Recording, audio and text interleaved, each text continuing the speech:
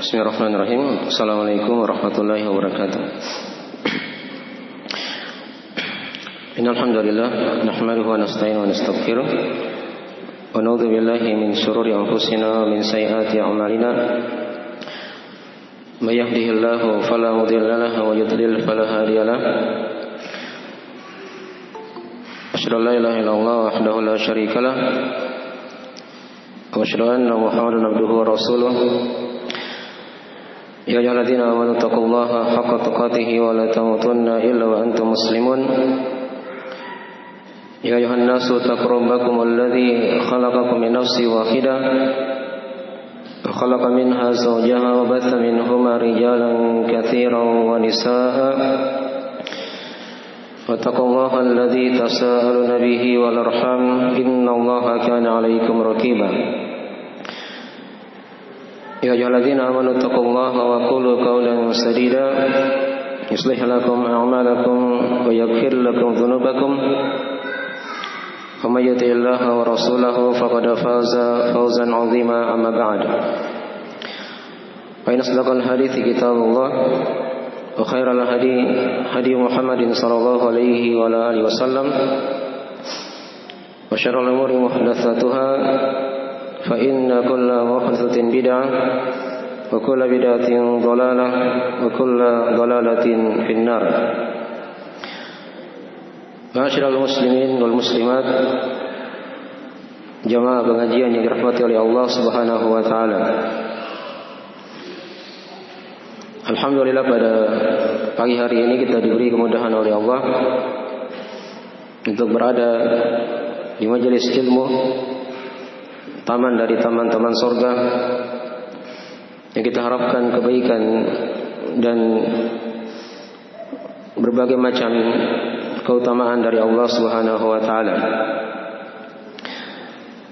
Adapun tema pada pagi hari ini ya tentang apa seperti yang sudah diumumkan, kita akan terangkan tentang ringkasan dari sifat puasa Nabi sallallahu alaihi wasallam.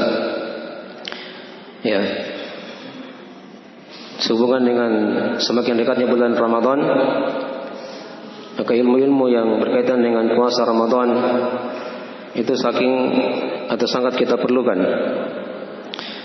Karena saking banyaknya dari keutamaan Allah Subhanahu wa taala yang melimpah di bulan Ramadan, maka pembahasan-pembahasan yang berkaitan dengan puasa Ramadan itu sangatlah banyak. Dan tadi Ustaz kita, Ustaz Sarman LC hafizahullah taala sudah menerangkan dari kiat-kiat dalam menyambut bulan Ramadan. Ya. Di antaranya seorang dia berdoa kepada Allah Subhanahu wa taala agar disampaikan pada bulan Ramadan. Kemudian dia bergembira dengan masuknya bulan Ramadan tersebut. Ya, ini dari ciri keimanan. Kemudian dia bertobat kepada Allah Subhanahu wa taala. Jika dia punya salah kepada saudaranya, dia minta maaf agar ketika masuk Ramadan dalam keadaan ringan, tidak ada beban yang ada dalam hatinya, ya, dari dosa dan maksiat atau kesalahannya kepada orang lain. Jika ada orang lain yang berbuat salah kepada dia, dia maafkan saja, agar dia tidak terlalu pusing memikirkan dari dosa orang lain kepadanya. Nah, kemudian tadi sudah diterangkan juga ketika dia masuk bulan Ramadan, hendaknya dia menjaga dirinya dari dosa dan maksiat.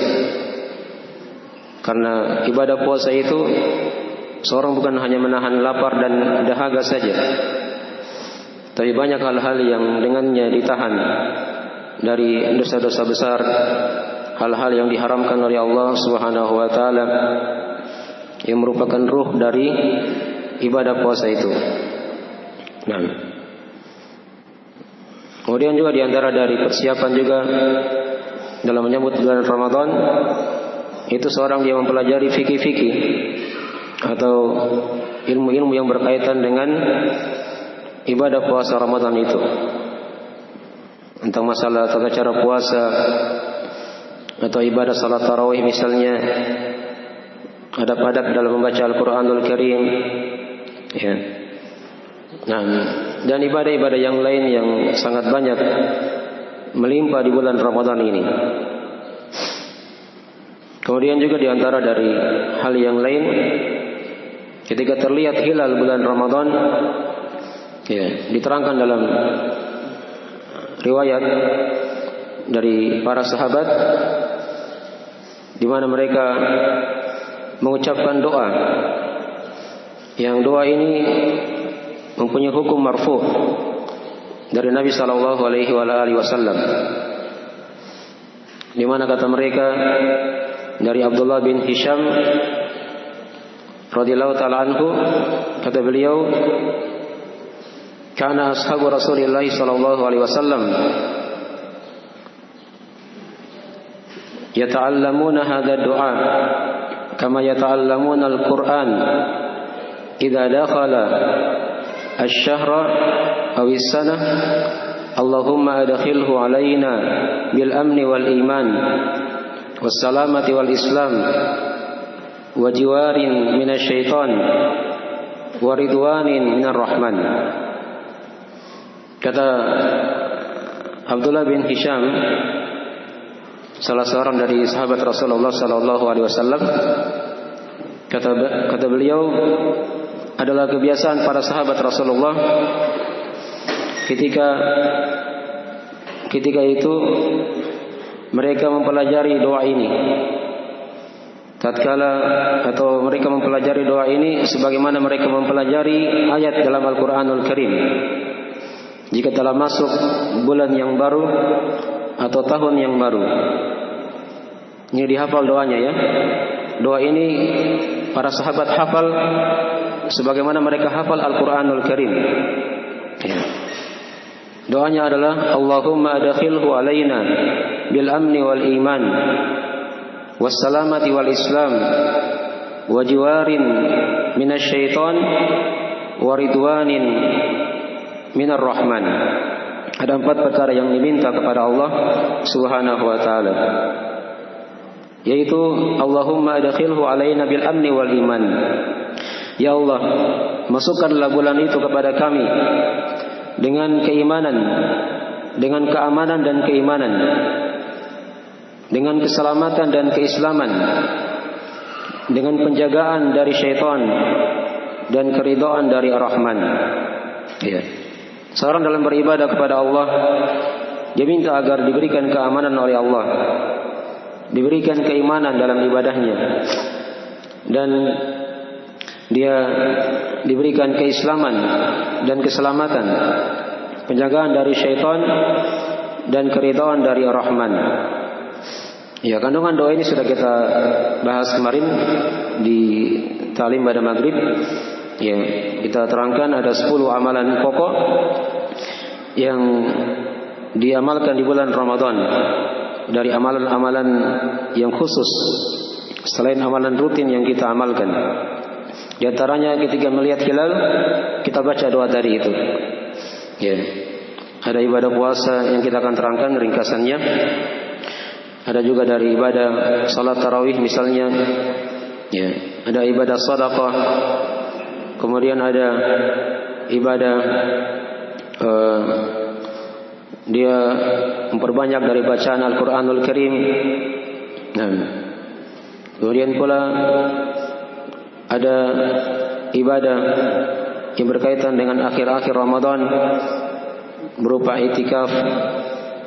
Kemudian dia berusaha menggiatkan dirinya mencari malam Al-Qadar. Nah, ada ibadah zakat fitri di akhir Ramadan, ya. Nah, dan ibadah-ibadah yang lain sangatlah banyak, terhampar luas di bulan Ramadan, ya.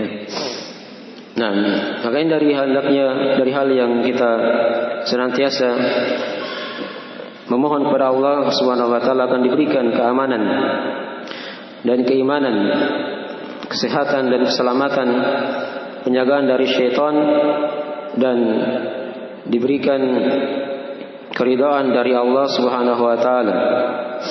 Baik.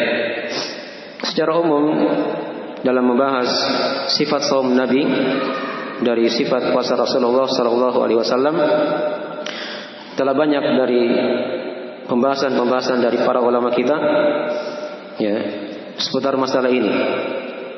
Nah, yang pertama yang sudah diterangkan tadi ya oleh ustaz kita dari awal, bagaimana cara kita menyebut bulan Ramadan itu. Ketika terlihat hilal, seorang dia baca doa. Kemudian ketika mulai masuk di malam bulan Ramadan, maka di sana ada ibadah khusus yang sudah diterangkan tadi sedikit tentang ibadah salat tarawih. Dan itu ada hukum fikih yang lain yang mungkin kalau diterangkan akan luas pembahasannya. Tapi bukan pembahasan kita di sini ya. Kita di sini fokuskan pada seputar pembahasan sifat saum Nabi saja. Seputar masalah tata cara ringkasan dari puasa Rasulullah sallallahu alaihi wasallam. Dari hal yang wajib yang perlu kita ketahui. Ya. Di malam Ramadan atau setelah terlihat hilal bulan Ramadan, maka ini pertanda bahwasanya telah masuk dari bulan Ramadan tersebut. Ya. Dan masuknya bulan Ramadan itu diketahui dengan satu dari tiga perkara. Satu dari tiga perkara. Yang pertama, apakah dengan melihat hilal? Dengan melihat hilal. Ya. Ini kan diterangkan dalam Al-Qur'anul Karim, "Faman syahida minkumus syahra falyasumhu." Siapa di antara kalian yang melihat bulan itu, maka hendaknya dia puasa. Ini cara yang pertama. Dan Nabi terangkan dalam hadis dalam banyak riwayat, "Sumu li ru'yatihi wa aftiru li ru'yatihi." Berpuasalah kalian karena melihatnya dan berbukalah kalian juga karena melihatnya. Ya, ini cara yang pertama dalam menentukan masuknya bulan Ramadan. Bukan dengan cara dihisab. Ya. Bukan dengan cara dihisab, tapi dengan cara melihat dengan ruqyat hilal. Dan hilal dilihat itu di tanggal 29 Sya'ban. Ya, misalnya di hari ini tanggal 29 di sore hari, ya, itu merupakan waktu melihat hilal setelah tenggelamnya matahari. Jika hilalnya terlihat, maka besok sudah puasa. Tapi kalau tidak terlihat, maka ditempuh cara yang kedua, yaitu dengan mengenapkan bulan Sya'ban menjadi 30 hari. Ya, mengenapkan bulan Sya'ban menjadi 30 hari. Itu diterangkan juga dalam riwayat-riwayat yang lain. Fa in gumma 'alaikum faqmilul iddah ats-tsalatsin. Jika dihalangi oleh kalian berupa mendung misalnya, maka sempurnakanlah bilangan bulan itu menjadi 30 hari. Ya. Ini dari kemudahan dalam agama kita. Tidak ada hal yang berat. Tidak terlihat, maka digenapkan menjadi 30 hari. Maka dia puasa nanti pada hari 2 hari berikutnya. Dari hari ini misalnya kan. Kalau tidak terlihat di hari ini terlihat, apa tidak terlihat, maka digenapkan 30 hari. Besok masih tanggal 30 dan otomatis hari esoknya lagi sudah tanggal 1 Ramadan. Ya. Begitu aja dilihat dari cara menentukan masuknya bulan Ramadan. Kemudian cara yang ketiga, kalau dia tidak bisa melihat dan juga dia tidak menggenapkan 30 hari, maka dia mungkin dengar dari kabar, ya, orang yang melihat hilal tersebut. Ya, ini diterangkan oleh Syekh Shalih Fauzan hafizahullah taala. Cara yang ketiga ini, dia terangkan 3 cara ini ada dalam Al-Mulakhas Al-Fiqhi. Ya. Nah, jadi kalau dia tidak melihat, tidak juga mengenapkan, maka dia mendengarkan kabar dari orang yang melihat atau yang mengetahui masuk bulan Ramadan tersebut. Nah, ya, Nabi SAW di masa dahulu mendengarkan kabar dari Ibnu Umar. Ya, bahasanya beliau telah melihat hilal. Maka Nabi berpuasa dan memerintah manusia untuk berpuasa. Ya, ini 3 cara, satu dari 3 cara. Nah, yang dipakai untuk menentukan masuknya bulan Ramadan. Ya, setelah dipastikan bulan Ramadan telah masuk, maka seorang dia menjalani malam harinya dengan ibadah yang sudah diterangkan tadi. Selain ibadah-ibadah wajib yang telah kita maklumi, ada ibadah salat tarawih misalnya, berjamaah bersama kaum muslimin di masjid. Ya, kemudian dia memperbanyak membaca Al-Qur'anul Karim semenjak malam harinya. Ya, karena Nabi sallallahu alaihi wasallam itu didatangi oleh Jibril alaihissalam setiap malam di bulan Ramadan. Ya, Nabi membaca Al-Qur'anul Karim dan disimak oleh malaikat Jibril. Dicek hafalan beliau sallallahu alaihi wasallam. Ini diterangkan dalam riwayat Al-Bukhari Muslim dari Ibnu Abbas radhiyallahu taala anhum. Ya. Setelah dia lewati malamnya dengan ibadah-ibadah tadi itu, masuklah waktu makan sahur. Ya, masuklah waktu makan sahur.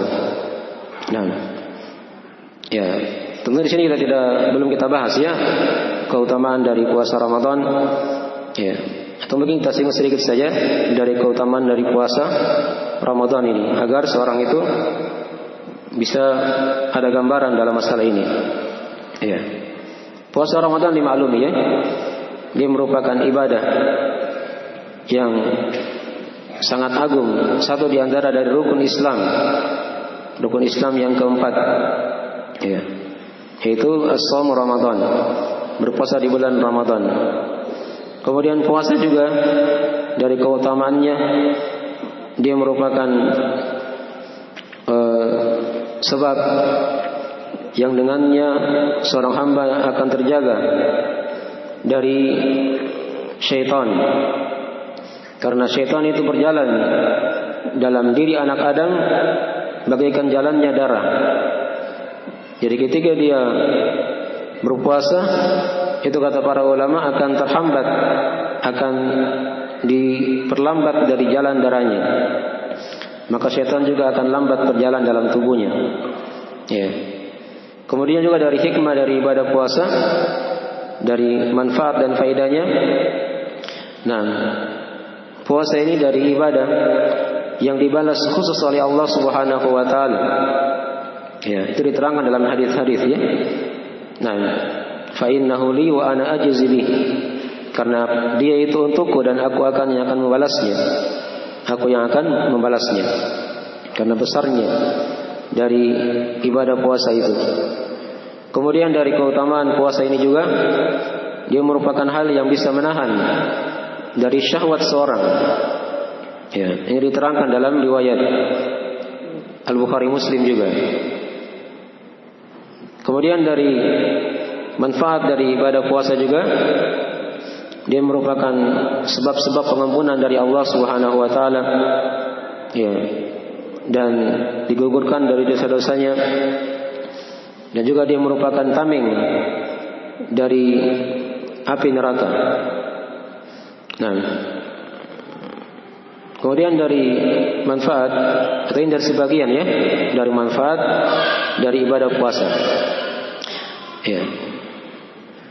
Adapun keutamaan bulan Ramadan, jadi kan kita ini ada banyak pembahasan sebenarnya ya, kita ringkas saja. Jadi ada istilah puasa sudah diterangkan tadi keutamaannya, dan yang kedua ada istilah Ramadan. Ya, Ramadan juga dari bulan yang sangat agung yang telah kita maklumi banyak keutamaannya. Nah, dia merupakan bulan yang diwajibkan padanya ibadah puasa.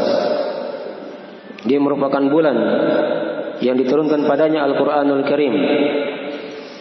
Dia merupakan bulan yang berlimpah banyak kebaikan, diterangkan dalam hadis-hadis. Syahrul Mubarak, bulan yang diberkahi. Dan dia merupakan bulan yang ada padanya pengampunan dosa, pelipat gandaan amalan dari pahala amalan yang soleh. Dan dia merupakan bulan yang ditutup padanya pintu-pintu neraka dibuka padanya pintu-pintu sorga, dan dia merupakan bulan yang dibelenggu para syaitan, ya, dibelenggu para syaitan. Sehingga di bulan Ramadan itu akan terlihat perubahan-perubahan yang berbeda dengan bulan-bulan yang lainnya. Dari aktivitas manusia, dari kehidupannya, itu berubah sekali dibanding dengan bulan-bulan sebelum Ramadan. Karena syaitan telah dibelenggu oleh Allah Subhanahu wa taala dan tersebar berbagai macam kebaikan-kebaikan dari Allah Subhanahu wa taala dan sedikitnya kejelekan. Sedikitnya kejelekan. Ya, bukan dikatakan tidak ada kejelekan, tapi sedikit kejelekan. Walaupun syaitan dibelenggu, tetap ada kejelekan di bulan Ramadan. Pasti ada. Karena di sini diterangkan oleh para ulama ada dua penafsiran dari makna syaitan dibelenggu. Penafsiran yang pertama, syaitan dibelenggu itu maksudnya para pembesar syaitan yang dibelenggu. Karena dikatakan dalam hadis yang lain, dikatakan maradatul jin, itu yang dibelenggu, jin-jin syaitan yang paling kafir, yang paling durjana. Adapun syaitan-syaitan yang kecil itu masih ada berkeliaran. Itu penafsiran yang pertama. Penafsiran yang kedua, mungkin seluruh syaitan dibelenggu, tapi ada jiwa manusia yang jelek. Nah, jiwa yang jelek ini yang mengantar manusia untuk apa? Melakukan kejelekan-kejelekan walaupun di bulan Ramadan. Iya. Masih ada yang tidak puasa juga. Masih ada yang ke masjid ambil sendalnya orang misalnya. Ya, dan seterusnya dari kejelekan-kejelekan. Ya, yang terjadi di bulan Ramadan. Tapi kalau dibandingkan dengan kejelekan di luar Ramadan, di bulan Ramadan itu sedikit daripada kejelekan yang ada di bulan Ramadan ini. Ya. Dan bulan Ramadan dia merupakan bulan yang ada padanya dari malam Al-Qadar, Lailatul Qadar, yang ada di akhir-akhir dari bulan Ramadan tersebut. Tepatnya di 10 terakhir Ramadan dan di malam-malam ganjilnya. Ya. Di mana di situ diterangkan oleh Allah, Lailatul Qadri khairu min alfi syahr. Malam Al-Qadar itu lebih utama, lebih baik dari 1000 bulan. Ya, pahala beramal di malam itu mengalahkan dari pahala seorang yang beramal melebihi dari 1000 bulan. Ya, melebihi dari 1000 bulan. Nah, mungkin dari sebagian keutamaan-keutamaan dari keutamaan bulan Ramadan. Ya, setelah seorang masuk di malam hari di bulan Ramadan, tentunya sebelum dia berpuasa, dia harus ketahui dulu dari syarat-syarat kewajiban puasa itu. Ya, syarat-syarat kewajiban berpuasa. Ya, seperti misalnya dia muslim, kemudian dia balik, dia berakal. Ini dari syarat-syarat yang berlaku juga pada ibadah yang lainnya. Dia muslim bukan kafir. Karena orang kafir ketika dia puasa itu tidak syah puasanya. Kemudian dia balik setelah dewasa, anak kecil itu dibiasakan berpuasa oleh orang tuanya, tapi belum wajib berpuasa. Kemudian dia berakal, bukan orang gila atau orang yang kesurupan jin misalnya. Karena orang yang kesurupan jin atau orang gila, mereka tidak diwajibkan apa? Berpuasa. Ini muslim balik berakal. Kemudian dia mukim, ya, dia tinggal di negerinya, di daerahnya, bukan seorang musafir. Karena seorang musafir itu diberi keringanan untuk boleh berbuka, tidak berpuasa. Ya. Kemudian dari syarat juga, yaitu dia mampu berpuasa. Dia mampu untuk berpuasa, bukan orang yang sakit. Ya, bukan orang yang sakit. Kalau dia sakit, maka diberi keringanan oleh Allah untuk tidak berpuasa, nanti diganti pada hari yang lain, sebagaimana musafir tadi. Ya. Ini 5 syarat berlaku untuk laki-laki dan perempuan. Dia muslim, balik, berakal, kemudian dia mukim, tinggal di negerinya, dan yang kelima tadi dia mampu. Ya, ada kemampuan. Kemudian yang keenam, ada syarat tambahan untuk perempuan, yaitu tidak ada halangan. Ya, bukan perempuan yang haid atau yang lagi mengalami nifas. Nah, kalau dia haid nifas, tidak boleh dia berpuasa, tidak sah puasanya, dan nanti dia ganti pada hari yang lainnya. Ya. Dan tadi sudah diterangkan di awal dari pembahasan, itu telah masuk waktu berpuasa. Siapa yang berpuasa sebelum masuknya Ramadan, maka tidak sah puasanya. Tidak sah puasanya. Ya, ada mungkin kita lihat ya di berita-berita itu kadang 2 hari sebelum Ramadan sudah ada yang puasa. Ya, sudah ada yang puasa, sudah ada yang salat tarawih. Ya, ini tidak sah puasanya. Tidak sah ibadah puasa yang dia lakukan karena belum masuk bulan Ramadan. Belum masuk bulan Ramadan. Dipahami ya? Ya. Ketika dia telah berada di bulan Ramadan, dia perhatikan tadi ya syarat-syarat tadi itu. Nah, kemudian di malam harinya dia mulai berniat, ya, meniatkan untuk berpuasa di esok harinya. Nah, dan niat tempatnya dalam hati. Menurut kesepakatan ulama tidak terlafazkan. Ya, mungkin yang diajarkan oleh orang-orang tua kita dulu mungkin seperti itu. Mungkin kita maklumi saja karena mungkin ilmu belum sampai kepada mereka. Ada yang mau puasa dibaca dulu niatnya. Nawaitu shauma ghadin misalnya kan, atau an asuma ghadan. Nah, itu dari hal-hal yang tidak ada tuntunan dalam masalah ini. Tapi niatnya dalam hati. Dia ingin berpuasa besok atau sebulan Ramadan, itu sudah cukup. Dan tidak perlu dia lafazkan niat tersebut. Karena niat tempatnya ada di dalam hati. Ada di dalam hati. Ya. Ini dari hal yang diterangkan dalam riwayat-riwayat ya, di mana kata Nabi sallallahu alaihi wasallam, "Man lam yubayyitus siyam minal laili fala siyama lahu." Siapa yang tidak memalamkan niatnya dari malam hari, maka tidak ada puasa baginya. Jadi dia niat dari malam hari mau puasa esok. Dan ketika dia makan sahur, itu sudah niatnya sebenarnya. Walaupun tidak perlu dia baca niat yang sudah diterangkan tadi ya. Dia sudah niat makan sahur, itu sudah puasa. Mau puasa pasti. Tidak mungkin dia makan sahur kalau dia tidak ingin puasa. Kan begitu. Ini dari hal yang telah kita maklumi. Ya. Ini ringkasan dari hal-hal yang diketahui sebelum masuk di ibadah puasa tadi. Ya. Diketahui syarat-syarat puasa dan juga tadi ada niat. Ada niat.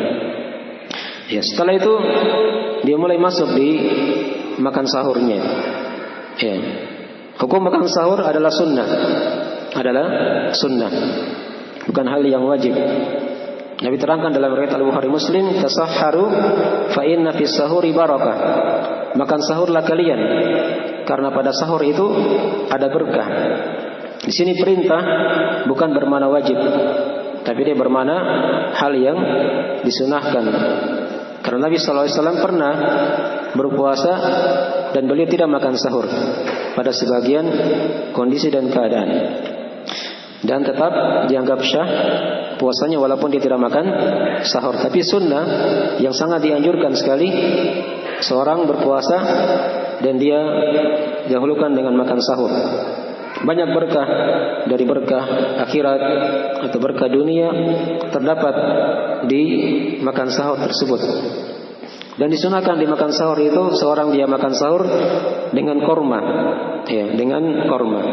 Karena diterangkan dalam riwayat, nikmat sahuril mu'min at-tamar. Sebaik-baik makan sahur di seorang mukmin yaitu at-tamar. Itu kalau ada korma ya diusahakan dicari. Ada pahala di situ. Ya, dan banyak hikmah-hikmah kedokteran yang telah diuji oleh ilmu kesehatan. Korma itu punya pengaruh yang sangat kuat ya, dalam diri seorang hamba, dalam tubuh ya, yang menjaga dari kekuatannya. Ya. Kalau dia makan dengan makanan yang lain tidak ada masalah, tapi dia berusaha untuk mencari korma sebagai makan sahurnya. Ya, banyak lagi dari faedah makan sahur tersebut. Dia merupakan ciri pembeda antara puasa seorang muslim dan puasa ahli kitab. Ya. Kemudian setelah dia mengetahui makan sahur tadi, ringkasnya, ya. Berikutnya dia masuk di masalah waktu berpuasa itu kapan? Ya. Kapan waktu berpuasa dimulai? Waktu berpuasa dimulai ketika terbitnya fajar subuh. Ketika terbitnya fajar subuh. Ya, wa kulu washrabu hatta yatabayyana lakumul khaytul abyadu minal khaytil aswadi minal fajr. Makan minumlah kalian, kata Allah, sampai tampak jelas benang putih dari benang hitam dari cahaya fajar. Dari cahaya apa? Fajar. Ya. Nah, ini awal waktu berpuasa. Bukan tanda imsak. Bukan tanda apa? Imsak. Imsak itu kan kadang bunyi dia 10 menit sebelum apa? Adzan subuh. Dipahami ya? Itu masih waktu makan sahur di situ. Belum waktu berpuasa. Ya. Karena batas akhir makan sahur itu adalah sampai masuknya adzan subuh atau waktu salat subuh. Sampai terdengarnya adzan baru sudah berakhir makan sahur. Ya. Tapi kalau sudah mulai mendekati adzan subuh, maka harusnya dia bergegas, dia beres-beres, ya, agar dia siap-siap untuk salat subuh. Ya. Baik. Mungkin dari hal yang diperlukan ya. Dan tadi sudah diterangkan juga, saya lupa tadi terangkan, makan sahur itu yang paling afdolnya itu dilakukan di akhir malam. Ya, di akhir malam semakin mendekati adzan subuh itu yang paling afdal. Karena Nabi dan para sahabat itu makan sahurnya di akhir malam. Ya, di akhir malam setelah makan sahur mereka langsung pergi salat subuh. Itu diterangkan dalam riwayat-riwayat ya dalam masalah ini. Ya.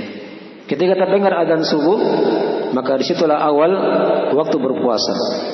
Ya, karena dikatakan di ayat, "Tsumma atimus siyama ilal lail." Kemudian sempurnakanlah puasa itu sampai datangnya malam. Ya, sampai datangnya apa? Malam. Nah, baik. Ini awal waktu makan atau awal waktu berpuasa. Ya. Baik. Ketika terbitnya fajar subuh. Baik. Kemudian setelah dia masuk di waktu berpuasanya, ya tentunya ada ibadah-ibadah yang rutin ya, yang sudah kita maklumi. Ada salat subuh. Ya, kalau dia laki-laki dia ke masjid berjamaah. Setelah salat dia duduk berzikir. Dia tinggalkan apa? Jangan dia tinggalkan dari zikir pagi dan petangnya misalnya kan? Ya, sampai terbitnya matahari misalnya. Di salat sunnah 2 rakaat. Nah, dia panjangkan zikirnya, dibaca Al-Quran. Setelah itu kalau dia masih mampu untuk membacanya, ya, baru dia salat 2 rakaat agar dia dapat pahala sama dengan umrah. Itu diterangkan dalam sebagian riwayat. Nah, kemudian masuk dari waktu-waktu berpuasa, ya tentunya dalam hari-hari berpuasa dia jauhi dari hal-hal yang merusak puasa itu. Ini yang paling pokoknya. Hal-hal yang merusak apa? Puasa. Saya kira sudah dimaklumi ya, mungkin sudah sering kita dengarkan. Seperti makan, minum, tadi sudah diterangkan di ayat ya. Kemudian ada hubungan suami istri, dari hal yang diharamkan juga. Ya.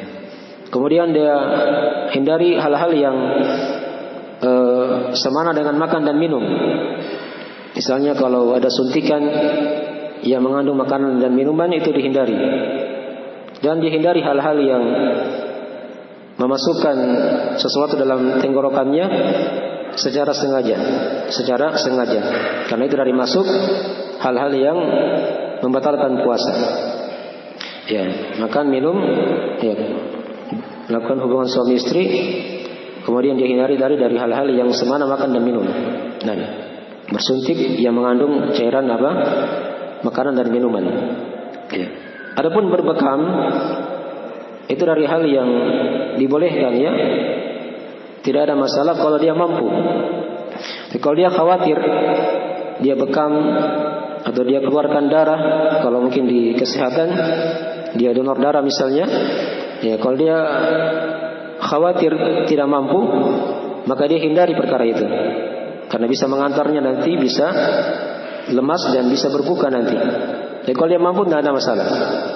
Nabi pernah berbekam dalam keadaan beliau apa? Berpuasa. Ya, karena beliau mampu ketika itu untuk diperkirakan dalam masalah itu. Dipahami ya? Baik. Ya. Hindari hal-hal yang dihindari dalam apa? Pembatal puasa. Dibikin pula muntah dengan sengaja. Itu ada hadis ya dalam masalah itu. Kalau dia tidak sengaja muntah maka tidak ada masalah. Nah, ya. Adapun perempuan ketika datangnya haid dan nifas sudah tadi diterangkan, dari hal-hal yang juga yang membatalkan apa? Puasanya. Ini ringkasan dari hal-hal yang membatalkan puasa. Ya. Kemudian dari hal yang lain lagi yang perlu diketahui di hari-hari berpuasa, ya. Seorang dia selain dihindari dari hal-hal yang membatalkan puasa, dihindari juga hal-hal yang merusak puasanya, yang merusak puasa. Ya. Apa bedanya hal yang membatalkan puasa dan hal yang merusak puasa? Ini harus dibedakan ya. Kalau hal yang membatalkan puasa, kapan dia lakukan, maka apa? Batal puasanya. Tadi kan sudah diterangkan. Tapi ada yang kedua, hal yang merusak puasa. Mungkin dia kurangi pahalanya, atau mungkin tidak ada pahalanya. Dia puasa saja tapi tidak ada pahala di situ.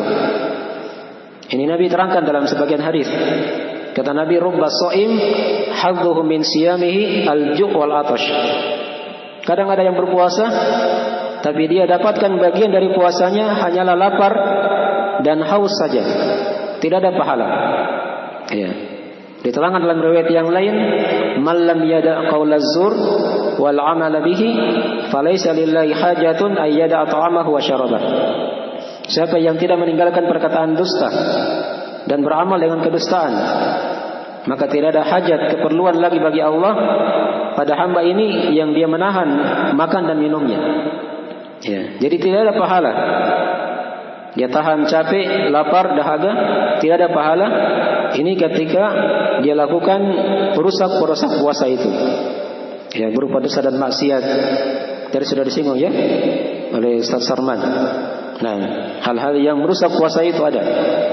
Dari perkataan dusta, ya, adu domba, provokasi, demo-demo, itu jangan harap ada hal yang bagus di situ.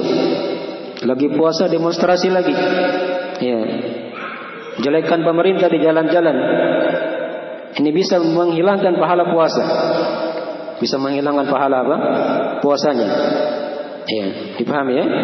Karena dosa dan maksiat itu berpengaruh kepada ibadah puasa seorang hamba. Jauhi perkara itu. Nah, dipahami ya? Makin dari hal-hal yang dihindari saat berpuasa. Ada hal-hal yang merusak dari ibadah puasa itu. Ya. Kemudian ada hal-hal yang dibolehkan dalam berpuasa. Ya, itu selain dari perkara-perkara yang diterangkan tadi. Ya. Dia mandi saat berpuasa tidak ada masalah. Atau mungkin dia bersiwak, ya, tidak ada masalah ya, sepanjang tidak dia masukkan dalam tenggorokannya itu dari cairan pasta gigi tadi yang dia pakai, tidak ada masalah.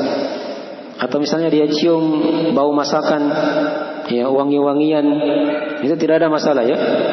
Ada hadis dari Ibn Abbas dalam masalah itu dibolehkan. Nah, dalam riwayat Al-Bukhari. Kemudian juga dari hal yang dibolehkan, ya, dia mungkin di siang hari dia mimpi junub, maka tidak ada masalah, tidak membatalkan puasanya. Dipahami ya? Baik. Makin dari hal-hal yang ya dibolehkan dalam berpuasa.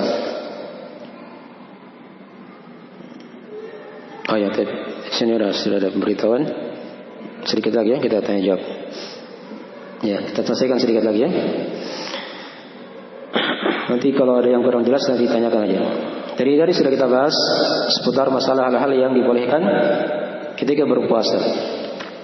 Kemudian setelah itu seorang ada juga hal-hal yang lain lagi yang disunahkan saat berpuasa. Dari sudah disinggung ya, dia baca Al-Quran, dia memperbanyak ibadah, membaca Al-Quran. Hindari kebiasaan para as-salaf dari masa dahulu kala. Ya. Kalau dia bisa targetkan satu Ramadan itu dia selesaikan satu Quran. Kalau bisa 2 kali khatam. Atau seperti Imam Syafi'i rahimahullah ta'ala.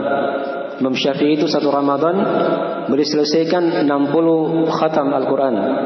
Ya, satu hari 2 kali khatam. Itu kalau bisa ya. Kalau bisa. Dosa kerja. Ya, tapi fokuskan diri dalam beribadah. Ya, bisa kan ada kerja di waktu yang lain. Dipahami ya? Itu kalau mampu seperti itu. Baik. Ada hal yang lain lagi, dia banyak sedekah, memberi makan di buka puasa misalnya. Di sahur tadi juga dia beri makan orang sahur. Yang dari ibadah-ibadah sunnah ya, yang sangat dianjurkan di bulan Ramadan. Dia berlaku baik kepada yang lainnya. Ya, dan hal-hal yang lain itu banyak diterangkan dalam masalah ini. Baik.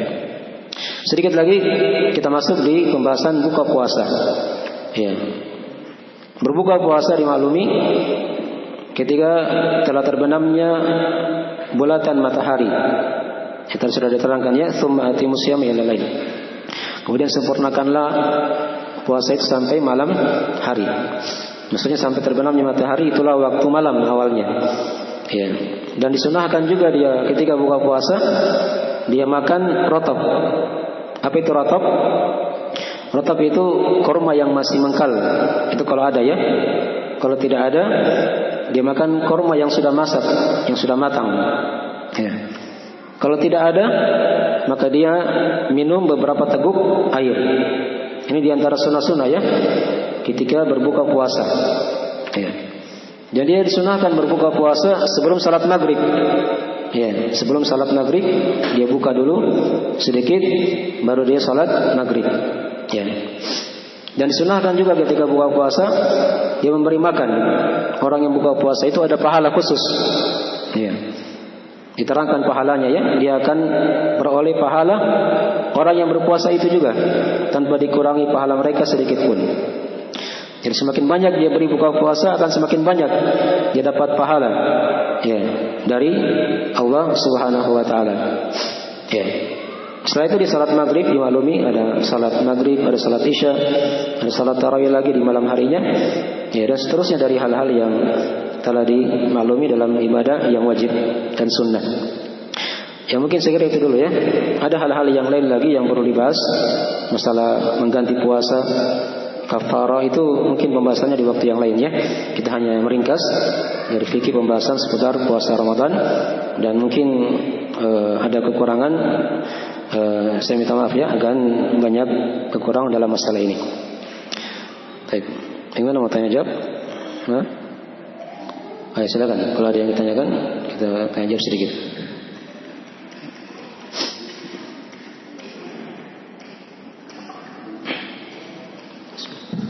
Bismillahirrahmanirrahim. Akan saya bertanya mengenai orang yang selesai sholat subuh kemudian dia berzikir sambil menunggu fajar subuh dia mau sholat sunnah. Kemudian bertanya bagaimana kalau posisinya yang minum, adakah waktu yang tertentu, maksudnya menentukan waktunya untuk kita melaksanakan sholat sunnah? Pahala seperti orang yang mendapatkan seperti itu. Tadi yang ditanyakan masalah apanya? Masalah apanya? Masalah waktunya Ustaz. Bagaimana kalau posisinya dia menunggu? Menunggu? Dia lagi menunggu. Hah? Menunggu Ustaz. Waktunya seperti waktu sholat. Orang yang oh iya. Baik. Ya masalah tadi emang ada hadis dalam masalah ini ya, diterangkan dalam hadis di riwayat Al-Bukhari Muslim. Bagi siapa yang duduk setelah salat subuh dia berzikir, dibaca zikir paginya, ya, diperbanyak zikir di situ, ya, sampai terbitnya matahari. Kemudian di salat sunnah 2 rakaat itu diterangkan ya, pahalanya sama dengan pahala umrah. Ya. Itu hadis disahihkan oleh Syekh Albani rahimahullah taala, dihasankan oleh Syekh Albani. Nah. Mungkin tadi ada yang bilang, ada yang tanyakan dia tidak tahu kapan sampai waktunya terbitnya fajar. Ya. Diperkirakan saja ya. Kan sekarang kan gampang juga sekarang ya, ada aplikasi. Gitu ya. Mungkin sekitaran berapa setengah jam kalau salah ya. Dari waktu atau berapa setengah jam lebih begitu ya. Setelah salat subuh dengan terbitnya apa? Fajar subuh. Nanti dicek aja di situ ya, diperkirakan saja di situ. Ya, mau dipastikan kan tidak bisa kita pastikan. Di sana mungkin ada gunung. Ya, tidak bisa kita pastikan, mungkin ada yang naik di gunung baru dia lihat matahari. Kan tidak mungkin. Ya, tapi dia bisa perkirakan saja. Lihat matahari sudah terbit, itu kan bisa dilihat. Ya, maka dia sudah bisa untuk salat apa? Salat sunnah di situ. 2 rakaat. Ya, baru dia keluar dari masjid. Baik, itu mungkin dari jawaban ringkas ya dalam masalah tadi. Baik, wallahu taala alam.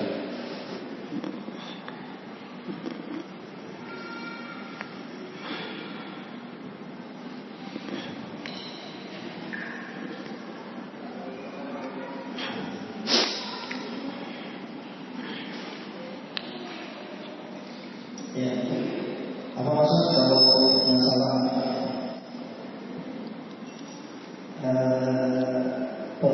puasa apakah tulisan di internet dan di internet bukan dari ucapan tapi tulisan chattingan itu bisa termasuk puasa itu? Chattingan apa dulu yang tanyakan? Saya ya nanya orang seperti itu. Oh ya, tadi kan sudah diterangkan ya. Perusak puasa itu kan banyak macam, melingkup dosa dan maksiat, hal-hal yang diharamkan oleh Allah Subhanahu wa taala. Kalau isinya tadi yang ditanyakan seperti celaan ya, atau ada domba misalnya, atau mengajak kepada hal yang jelek, itu dari hal yang merusak puasa juga. Dari hal yang merusak puasanya. Tergantung seberapa banyak dia lakukan perkara itu. Sedikit pengaruhnya bagaimana ya kepada yang lain, itu kadang bisa terlihat di situ ya, dari hal yang merusak puasanya. Dan itu tidak bisa ditahu ya, masalah rusak pahala itu kan yang tahu hanyalah Allah Subhanahu wa taala. Kadar kurangnya itu kita tidak tahu. Ya, besarnya bagaimana. Oleh karena itu hendaknya seorang dia menghindari sebisa mungkin perkara-perkara yang diharamkan saat berpuasa. Dipahami ya? Nah, hal-hal yang dibolehkan sepanjang dia tidak berlebihan, itu dari hal yang tidak ada masalah. Tapi kalau hal-hal yang mubah, tapi kalau sudah mengantar kepada hal yang melebihi dari kadarnya, itu kadang bisa masuk pada perkara yang makruh. Bisa masuk pada perkara yang yang makruh. Itu juga dihindari ya, hal-hal yang makruh dalam berpuasa. Hal-hal yang makruh itu kan ketika dia mengantar kepada hal yang haram, yang bisa mengantar kepada perkara yang yang haram. Mencium istri itu kan hukumnya boleh. Nabi mencium sebagian istrinya. Tapi kalau dia khawatir mencium istrinya mengantar kepada perkara yang diharamkan, dia lakukan hubungan suami istri, maka di situ bisa dimakruhkan. Bisa dimakruhkan. Itu kadang dibahas di situ ya. Sebagian perkara-perkara yang mubah, yang boleh kadang ya, tapi kadang berlebihan bisa masuk kepada yang makruh. Ya, bisa masuk kadang kepada perkara yang yang makruh. Tapi kalau tadi yang ditanyakan ya, seperti chattingan-chattingan yang mengandung dosa dan maksiat, itu jelas ya, bisa masuk kepada hal yang bisa mengurangi dari pahala ibadah puasanya. Nah, tergantung kadarnya, disesuaikan dengan besar dan pengaruhnya tadi itu dalam yang terjadi di situ ya. Baik, Allah taala alam. Baik. Silakan.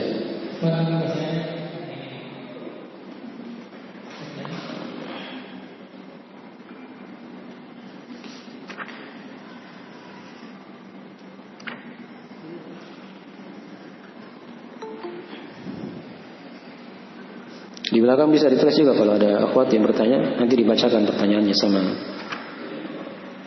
ikhwan.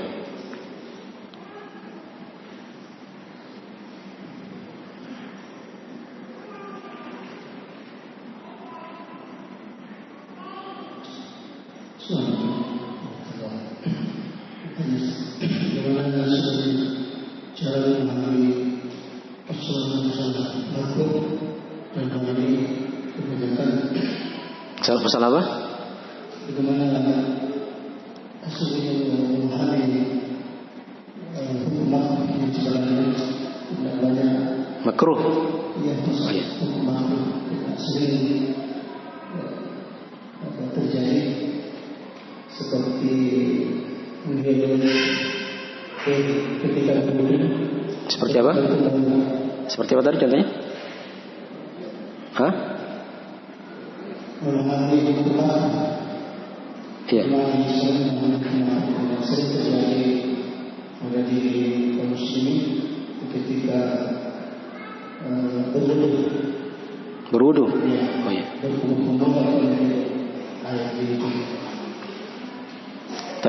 Jadi masalah berwudu itu kan ada diterangkan dalam hadis ya. Kata Nabi SAW, wa balik fil istinshaq illa an takuna sha'ima. Bersungguh-sungguhlah kalian dalam menghirup air kecuali kalau apa? Keadaan berpuasa. Di keadaan berpuasa itu dibedakan. Ketika dia hirup air, ini kan digabungkan dengan berkumur-kumur kan? Itu jangan bersungguh-sungguh di situ. Jangan bersungguh-sungguh, nanti bisa dikhawatirkan akan masuk dalam tenggorokannya kan? Ya, itu tadi ketika dia bersungguh-sungguh itu bisa dari hal yang dimakruhkan. Ya. Dia hirup saja sedikit tapi jangan bersungguh-sungguh. Itu diantara tontonan berwudu saat apa? Berpuasa. Ya bukan juga ditinggalkan. Kalau mungkin kita dulu diajarkan sebagian orang, ya kalau berwudu saat berpuasa dosa kumur-kumur, dosa cuci hidung, dosa dimasukkan hidung ke dalam, dosa dimasukkan air ke dalam hidung. Itu juga salah ya. Kalau dia tinggalkan berkumur-kumur dan menghirup air. Tapi dia hirup saja sedikit, tapi jangan dia apa? Bersungguh-sungguh. Demikian pula dia pasta gigi juga tidak ada masalah bersiwak. Ada sebagian ulama memang yang memakruhkan bersiwak setelah zawal begitu ya, setelah tergelincirnya matahari, setelah zuhur.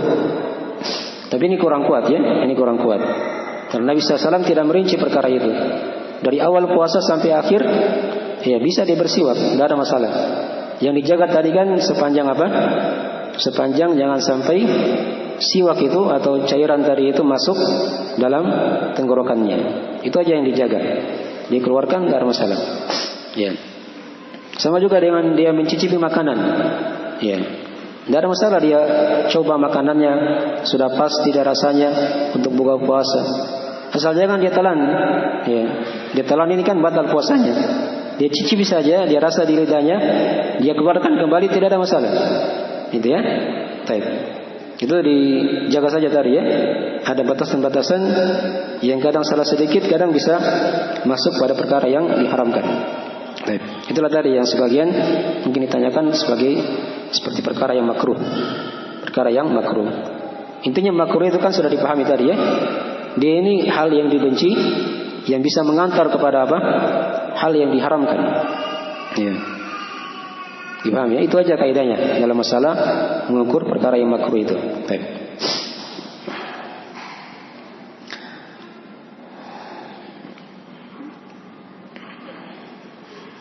Ada lagi?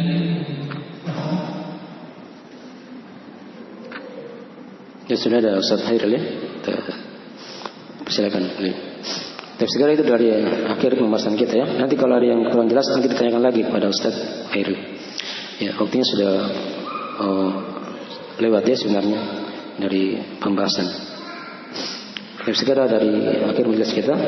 Semoga ada manfaatnya. Jika ada kekurangan mohon dimaafkan. Nah, subhanakallahumma wa bihamdik, asyhadu an la ilaha illa anta, astaghfiruka wa atubu ilaik. Wassalamualaikum warahmatullahi wabarakatuh.